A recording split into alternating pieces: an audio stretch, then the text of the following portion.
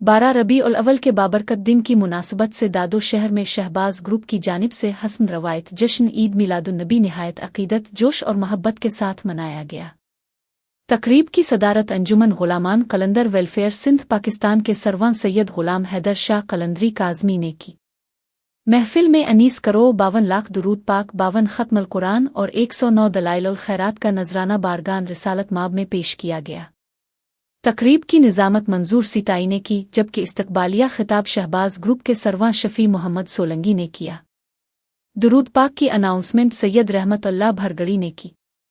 दादो शहर के मारूफ नात खान तारिक 4 कलंदरी, शाहनवाज तहीम कलंदरी और मामी गुलाम नबी कलंदरी ने अपनी अकीदत भरी नतें और मनकबतें पेश करके महफिल को 4 चांद लगा दिए। इनामात की तकसीम के मौके पर मुख्तलिफ इलाकों से आए हुए मेहमानों में सैयद मोहम्मद इब्राहिम हालीपोव ग्रुप, नवीद कुरैशी, अब्दुल्ला शाह गाजी ग्रुप, सैयद मोहम्मद अली मेमन समेत दीगर मुअज़्ज़िज़ीन ने शुरका और कारकुनान को इनामात पेश किए।